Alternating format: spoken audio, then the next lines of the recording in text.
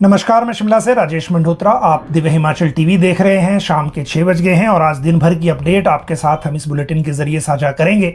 देखिए, शिमला में जो विधानसभा का सत्र है वो चल रहा है और आज मॉनसून सत्र का दूसरा दिन है।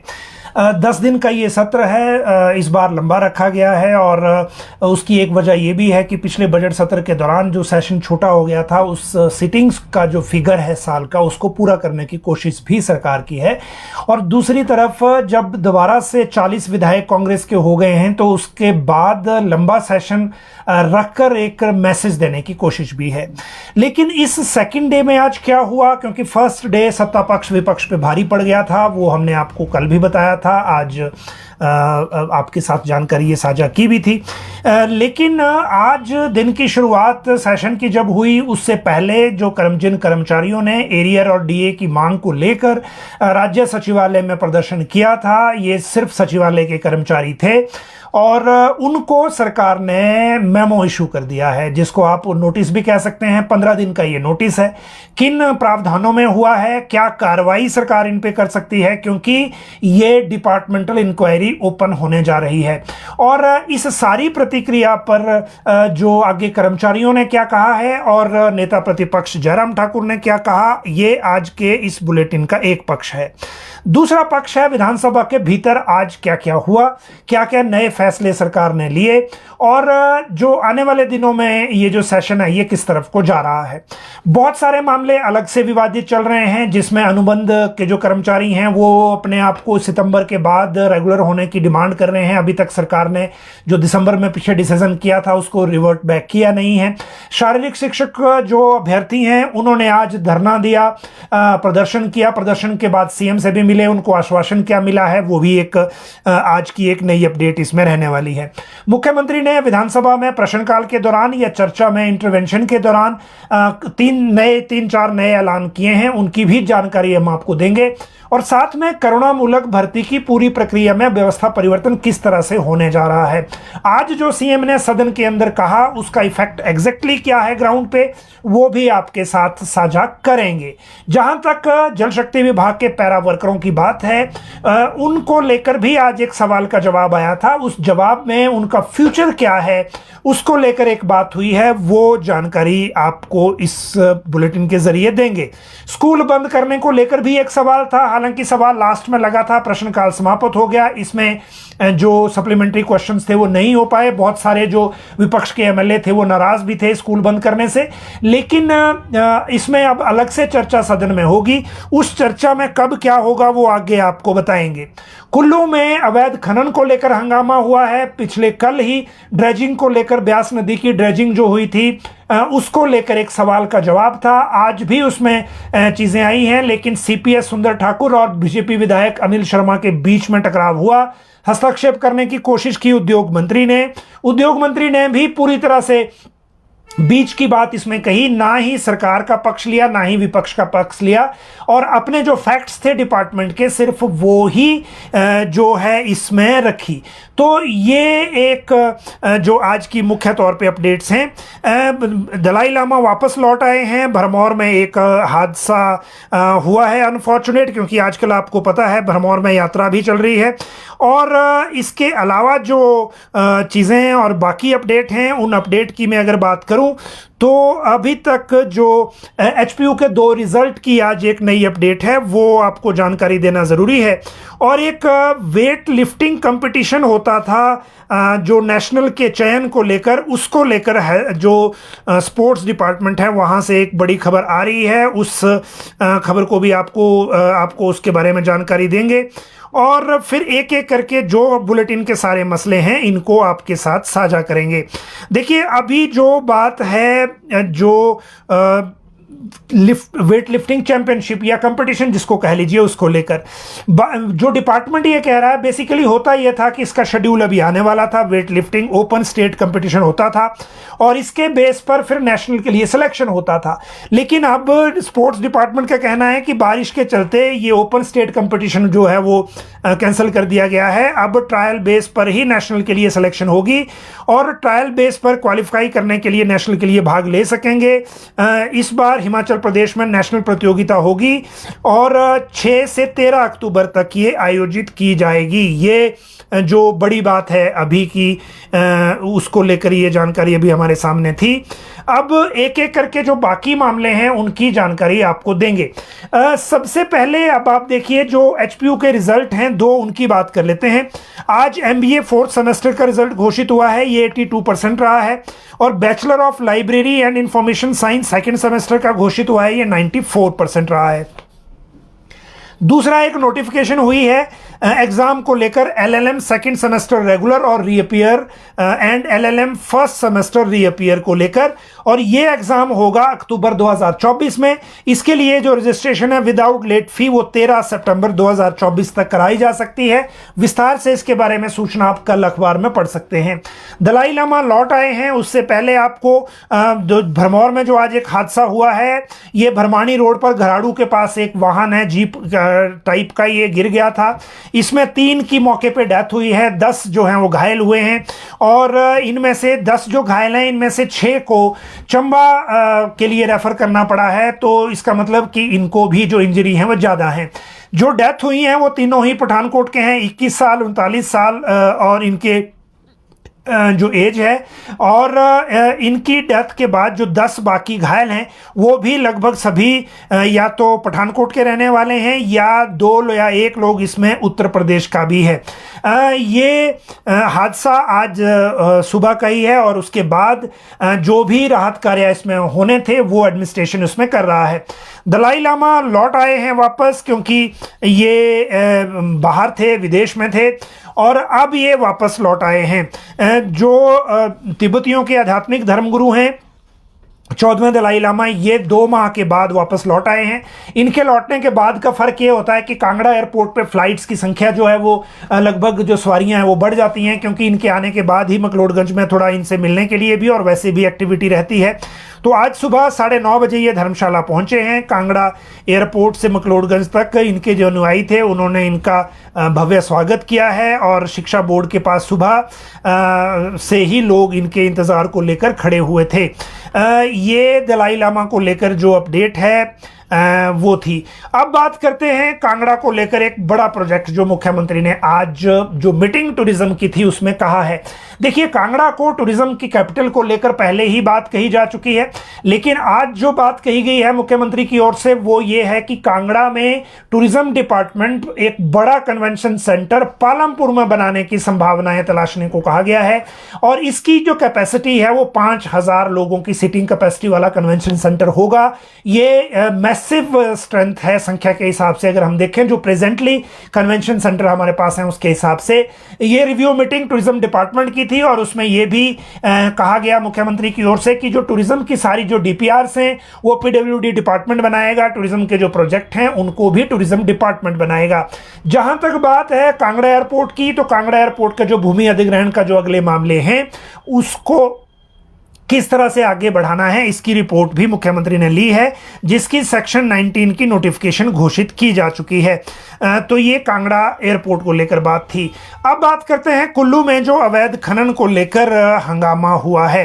दरअसल ये विधानसभा की आज की एक्टिविटी है। बेसिकली विधानसभा में जो अनिल शर्मा हैं भाजपा के विधायक मंडी से, उन्होंने ये मामला उठाया कि कुल्लू में अवैध खनन हो रहा है और कंसर्न ये था कि जो पिछले बरसात में नुकसान हुआ जिसके कारण ब्यास बेसिन पूरा रेत बजरी पत्थरों से भर गया था, उसके बाद ड्रेजिंग जो हुई वो सिर्फ कुल्लू मनाली के एरिया में हुई और उस ड्रेजिंग में जो 14 साइट पर ड्रेजिंग की गई, उस ड्रेजिंग की तरह मंडी और कहीं और जगह अनुमति नहीं दी गई और ये जो ड्रेजिंग हुई इसमें भी एफसीए की अनुमति नहीं ली गई और इसीलिए इसकी पूरी जांच होनी चाहिए। हालांकि सुंदर सिंह ठाकुर ने कहा कि अवैध नहीं हुई या खनन नहीं हुआ है, नीलामी के बाद खनन हुआ है और इस नीलामी में जो व्यवस्था थी, एम फार्म निकाले गए थे, पैसा सरकार के पास जमा हो गया है।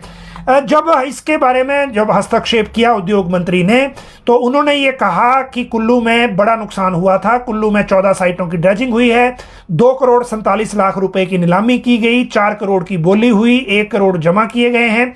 1 हफ्ते के बाद वन विभाग ने काम रोक दिया था। पत्थर वहां हैं या नहीं इसकी जांच की जाएगी।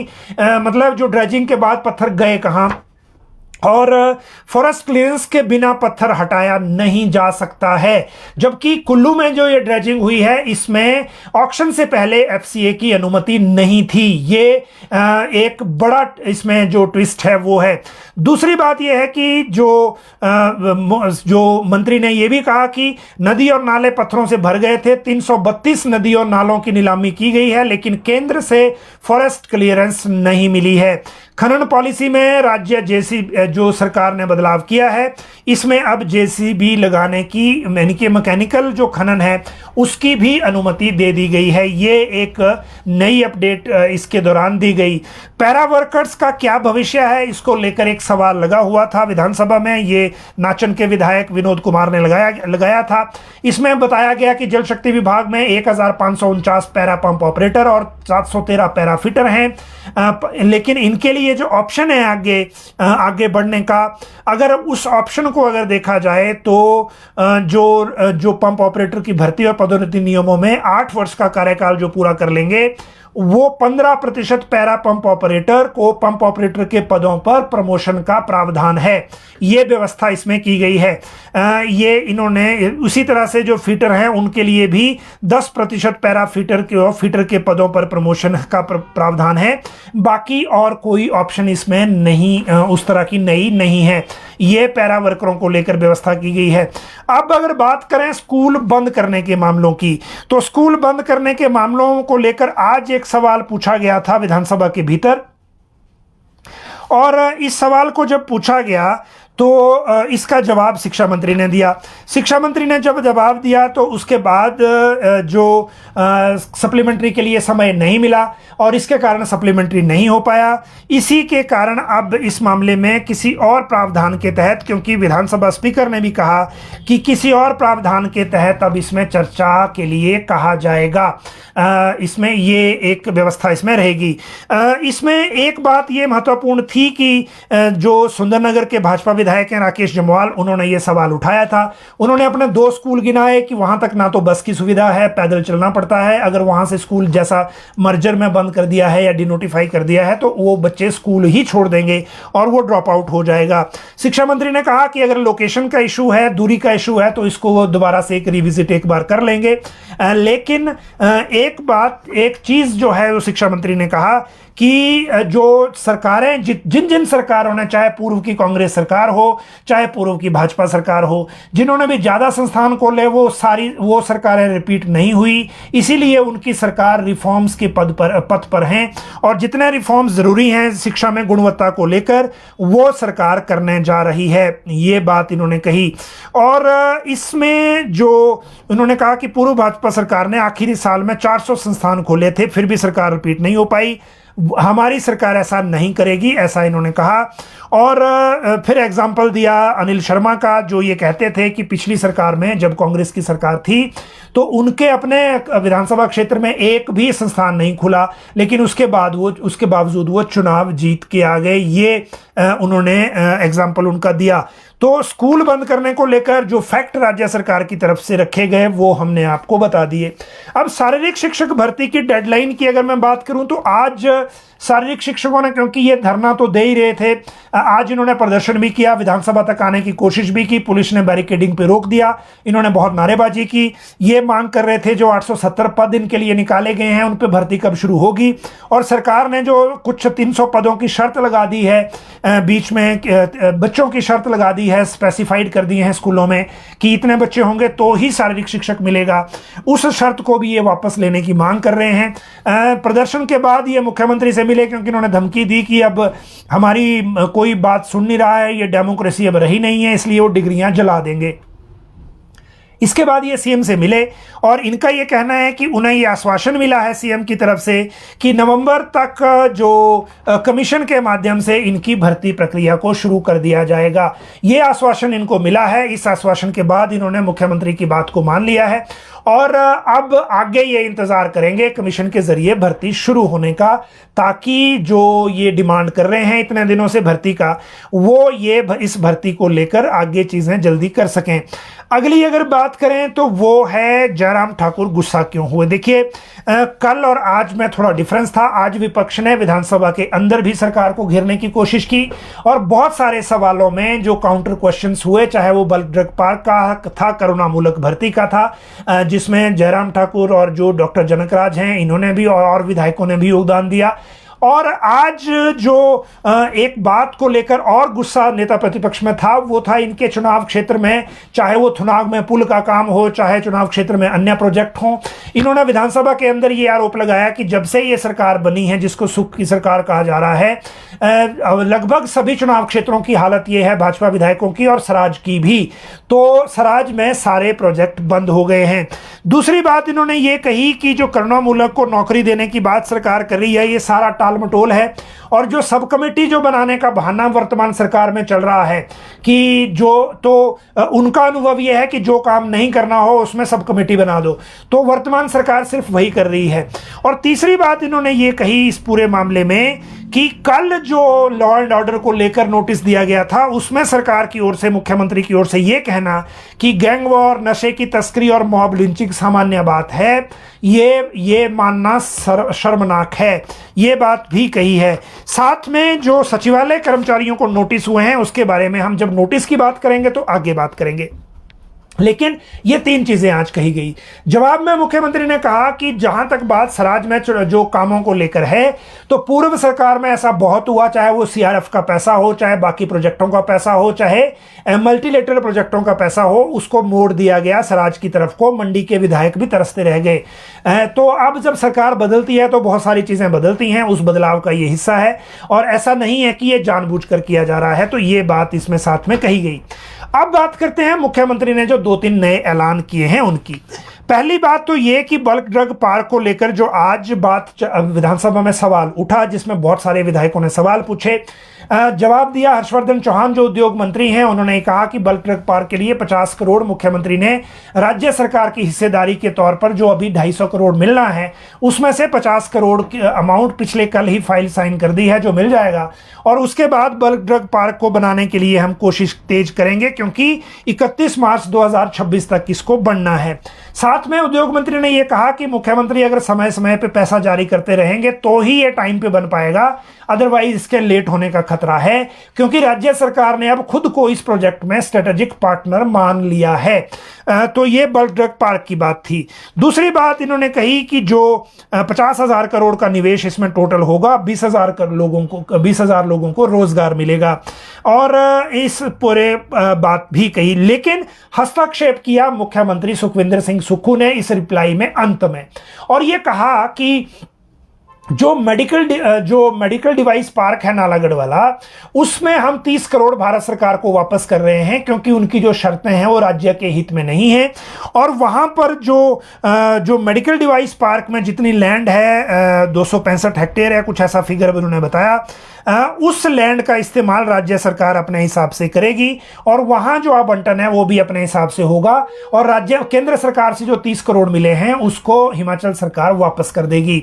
जहां तक बात मेडिकल डिवाइस पार्क की है, जो बल्क ड्रग पार्क की है, उसमें भी शर्तें हिमाचल के हित में नहीं थी, लेकिन उसके बावजूद वो उस प्रोजेक्ट को आगे बढ़ाएंगे क्योंकि इसमें और सारी चीजें भी बहुत इन्वॉल्व हैं। और ये कहा साथ में कि जो इसमें जो छूट दी है बिजली पानी के रेट्स को लेकर, वो सिर्फ 10 साल के लिए मिलेगी और 10 साल के बाद मार्केट रेट पर पानी और बिजली दिया जाएगा, और जितना भी इसमें राज्य को फायदा हो सकता है उस फायदे को करने को लेकर जो है वो सरकार काम करेगी। दूसरी जो घोषणा थी एक अन्य सवाल के जवाब में, वो थी सुरेंद्र शौरी का ये सवाल था भाजपा विधायक का कि अब जो पेड़ कटान की अनुमति है वो डीएफओ के स्तर पर दी जा सकेगी, ये व्यवस्था बदल दी गई है और अवैध कटान में शामिल लोगों के खिलाफ कार्रवाई की जाएगी। बेसिकली बंजार में जो अवैध कटान का एक आरोप भाजपा लगा रही थी, जिसके वीडियो भी सोशल मीडिया पे आए थे, उसमें जो है ये सवाल इन्होंने उठाया था और उस सवाल के जवाब में मुख्यमंत्री ने ये बात कही। जहां तक बात एंटी स्नेक वेनम की है वो भी बात हुई, क्योंकि केवल सिंह पठानिया ने हारचक्किया में जो एक डेथ हुई थी उसके बारे में ये सवाल उठाया था। तो उसके बाद ये बात हुई कि ये तमिलनाडु तमिलनाडु से दवाई बनाई जाती है, वहाँ से मंगवाई जाती है। और अब ये संभावना देखी जा रही है कि गोपालपुर चिड़ियाघर में भी स्नेक पार्क बनाकर वहाँ भी इस तरह की व्यवस्था देखी जाए। अब इंजेक्शन पीएचसी और एम्बुलेंस में भी मिलेंगे, ये स्वास्थ्य मंत्री ने कहा। और मुख्यमंत्री ने ये कहा कि क्योंकि हमने जो आईसीएमआर की एक स्टडी थी कि कहाँ कहाँ ये ज़्यादा जहरीले जो सांप हैं वो पाए जाते हैं, उसके हिसाब से ये व्यवस्था की थी। और उसी के बाद एम्बुलेंस में ये व्यवस्था करने को लेकर जो प्रक्रिया है वो बनाई गई थी। अब बात करते हैं करुणामूलक भर्ती को लेकर, जिसको लेकर मुख्यमंत्री ने बात कही है विधानसभा के अंदर। करुणामूलक भर्तियों के मामले में अब जिस तरह से आज मुख्यमंत्री ने रिप्लाई किया है, उसके मुताबिक ये लग रहा है कि अब सारी व्यवस्था करुणामूलक भर्ती की बदलने वाली है। और बदलने वाली इसलिए है क्योंकि सीएम ने जो आज कहा करुणामूलक को लेकर, उसमें बहुत सारी जो चीज़ें हैं वो अब एक तरह से आप ये कहिए कि नई प्रक्रिया के तहत तो होने वाली है। और नई प्रक्रिया मैं इसलिए आपको कह रहा हूं क्योंकि जो बातें कही गई हैं इसमें जयराम ठाकुर ने अलग से अपनी बात रखी कि पूर्व सरकार के दौरान सबसे ज़्यादा भर्तियां दी गई। जनक राज ने कहा कि अभी अगर किसी को मर्ज है, हम 16 साल बाद उसका इलाज करेंगे तो उसका फ़ायदा क्या है, तो इसके बारे में सरकार वो देखे। मुख्यमंत्री ने कहा कि इस पूरी प्रक्रिया को लेकर शिक्षा मंत्री रोहित ठाकुर की अध्यक्षता में कमेटी बनाई गई है। सब कमेटी जब रिपोर्ट देगी तो हम इस पे काम करेंगे, लेकिन इसमें कई सारी चीज़ों को देखने की ज़रूरत है। मेरिट और एजुकेशन, पात्रता के आधार पर फैसला सरकार करेगी। मतलब जिसके पास प्रोफेशनल डिग्री है उसको क्लास 4 नहीं लगा सकते, ऐसा मुख्यमंत्री ने कहा। दूसरी बात, आइदर पेंशन मिलेगी या नौकरी मिलेगी। प्रेजेंटली अगर हस्बैंड की डेथ हुई, कर्मचारी है, वाइफ को पेंशन मिल गई, तो बेटे के लिए या बेटा बेटी के लिए नौकरी के लिए आवेदन हो जाता है, तो अब 2 में से 1 ही होगा। एक बात यह है कि इसमें आय सीमा को लेकर भी कुछ जो नए सिरे से सोचने की ज़रूरत है, ये भी सीएम ने कहा। और साथ ही जो एक ऐलान किया कि अगले 9 महीने में जो ये चीज़ें होंगी, उसमें ये कहा कि जो युवा विधवाएं हैं उनको करुणामूलक आधार पर नौकरी देने को लेकर सरकार अगले 9 महीने में जो जल्दी है वो काम कर देगी। तो ये समझने की ज़रूरत है, अभी इसको कहा नहीं जा सकता। जब पॉलिसी हमारे सामने आएगी या कैबिनेट सब कमेटी की बैठक होगी तब ये पता चलेगा कि ये जो युवा विधवाएं हैं, मतलब जिनके पति का निधन जल्दी हो गया शादी के बाद, अब वो इस कैटेगरी में, अगर पति जो है वो कर्मचारी है तो ही हम कहेंगे। क्या जिनके पति सरकारी कर्मचारी नहीं है, क्योंकि एक स्कीम आ रही है एकल नारियों और विधवाओं के बच्चों को लेकर भी जो मुख्यमंत्री ने अनाउंस कर रखी है, क्या ये उसी का हिस्सा होगा या फिर करुणामूलक पॉलिसी में चेंज होगा, या सिर्फ उन्हीं विधवाओं को ये नौकरी मिलेगी जिनके जो पति हैं वो सरकारी कर्मचारी थे और जिनकी यंग एज में डेथ हुई। तो इसमें अभी थोड़ा समझने की ज़रूरत है। जब ड्राफ्ट आएगा पॉलिसी का तभी हम इसमें क्लैरिटी के साथ बता पाएंगे कि ये पूरा मामला क्या है और इसमें जो बदलाव होगा वो बदलाव किस तरह से आगे आने वाला है। अब बात करते हैं कर्मचारी नेताओं पर जो एक्शन हुआ है उसका रिएक्शन क्या है। देखिए, हमने दिन को आपको एक लाइव के जरिए बताया था कि जो कर्मचारी जिन्होंने 21 तारीख को और 23 तारीख को आम सभा की थी राज्य सचिवालय के प्रांगण में, और इसको लीड किया था संजीव शर्मा ने, जो सुप्रीडेंट ग्रेड 2 हैं सीएम बी सेक्शन में हिमाचल प्रदेश सचिवालय में। और फिर जो टोटल 5 संगठन हैं महासंघ के, वो सभी के बैनर तले ये हुआ था। और इसको करने के लिए जो बेस था वो बना था जब मुख्यमंत्री ने 15 अगस्त को डीए और एरियर को लेकर, कर्मचारियों को लेकर कोई घोषणा नहीं की थी। अब आज जो नोटिस हुआ है, ये मेमो इशू हुआ है, ये हुआ है सेक्रेटेरिएट एडमिनिस्ट्रेशन सर्विसेज की ओर से। Deputy secretariat administration Manjeet Bansal की ओर से ये मेमो जारी किया है। और इसमें यह कहा गया है कि ये नोटिस आपको दिया जा रहा है, जो मीडिया रिपोर्ट्स और जो सोशल मीडिया प्लेटफॉर्म्स पे वीडियो चल रहे हैं उसके आधार पर जो 21 और 23 अगस्त को राज्य सचिवालय में जो एक प्रीमिसेस में जिसको बोलते हैं गेट मीटिंग हुई उसको लेकर, और जिसमें जो डेरोगेटरी रिमार्क्स दिए गए राज्य सरकार के खिलाफ और ऑब्जेक्शनेबल लैंग्वेज यूज की गई राज्य सरकार के मुख्यमंत्री और मंत्रियों के खिलाफ, उसमें आगे कहा गया है कि इसमें आपने क्रिटिसाइज किया है पॉलिसी डिसीजंस को और कमेंट्स और रिमार्क्स किए हैं स्टेट गवर्नमेंट की वर्किंग पर, जो कि सीसीएस कंडक्ट रूल्स के खिलाफ हैं और वायलेशन है इन रूल्स की। इसके बाद ये कहा है कि सरकारी कर्मचारी होने के नाते आपके ऊपर ये रिस्पॉन्सिबिलिटी है कि सरकार की इंटेग्रिटी और रेपुटेशन को अपहोल्ड करना है, और इस तरह के स्टेटमेंट और स्पीचेस से आपने जो राज्य सरकार की जो एक्शन और पॉलिसी हैं उनको प्राइवेट और पब्लिक प्लेटफॉर्म पर उठाया, जो परमिसिबल नहीं है। इसीलिए ये जो पार्ट है ये unwarranted and highly unbecoming of government servant and tantamount to misconduct, misbehaviour and violation of CCS conduct rule 1964 है।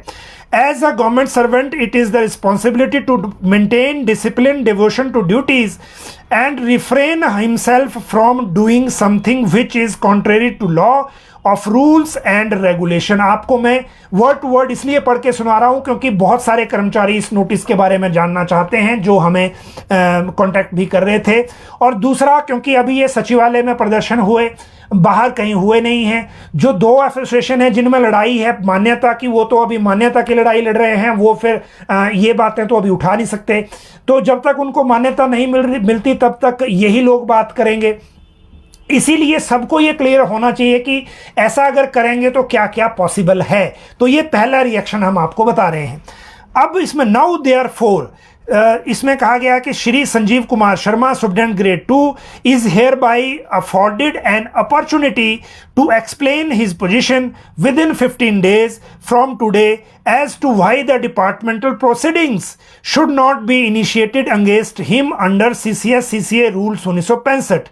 If no response is received within the stipulated time, it shall be presumed that he has nothing to say and the matter shall be proceeded further as per law। मतलब ये हुआ कि ये notice है departmental proceeding शुरू करने का, विभागीय कार्रवाई जिसको कहते हैं। विभागीय कार्रवाई में मेजर और माइनर दोनों पेनल्टीज पॉसिबल हैं, और उसमें मेजर पेनल्टी तो खैर बहुत बड़ी बात है, लेकिन माइनर पेनल्टी भी इसमें कर्मचारी पर भारी पड़ती है। तो अब इसमें सचिवालय कर्मचारी एसोसिएशन आगे क्या कहती है। इनका ये कहना है कि आज ये नोटिस करीब 10 कर्मचारी नेताओं को मिले हैं। हम ये मान रहे हैं कि जो 5 एसोसिएशन है उनके प्रधान और जनरल सेक्रेटरी को दिए गए होंगे। नारे वैसे सभी कर्मचारियों ने लगाए हैं, और जितने स्टेज पे कुछ कह रहे थे वो भी प्रधान और जनरल सेक्रेटरी के अलावा भी बहुत सारे लोग थे।